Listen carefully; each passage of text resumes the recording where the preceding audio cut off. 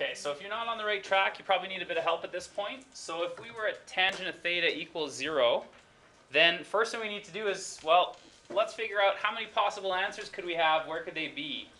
So tangent's positive. So where is tangent positive? Which quadrants am I going to be looking for?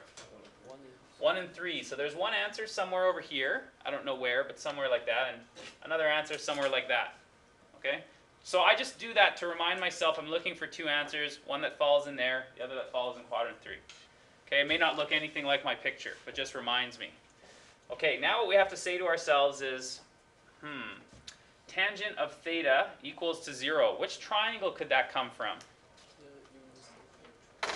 Well, there is no triangle with a side length 0, otherwise you get a line, right? If you take one side of the triangle and you make it 0, you're going to end up with a line. So what we're talking about is the unit circle, right? The only other place we can go when there's no triangle is the unit circle.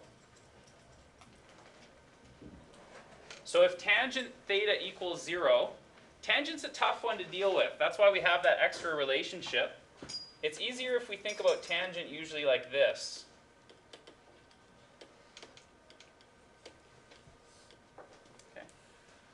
So how do I make tangent of theta equal 0? What do I need to do to this fraction? Dividing it by 0 will cause smoke to pour out of the calculator. It will explode. Shield your eyes. Make the top 0, right? We don't need to times by 0, but we need to make this piece of the fraction equal to 0, right? So basically what I'm saying is if I make the sine of theta equal to 0, then the bottom won't matter. Okay, so where do I make, how can I do that? What angle makes the sine of theta equal 0? So there's one right there. Where's the other one? On the x-axis. That's the other one over there, right? So that would be at 0 degrees, and it would be at 180 degrees. You can verify and double check in your calculator, but I'm looking for two angles, the two that I find.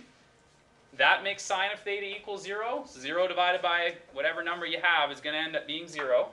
So that'll work, and so will 180. So theta equals 0 or 180 degrees. Okay. So what I'm going to do for you here, I'll let you work on this one, but just in case you don't recognize it,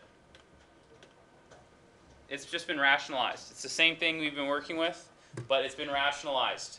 So they took this answer on the right side and they rationalized it to the one on the left. Okay, so see if you can work through this one.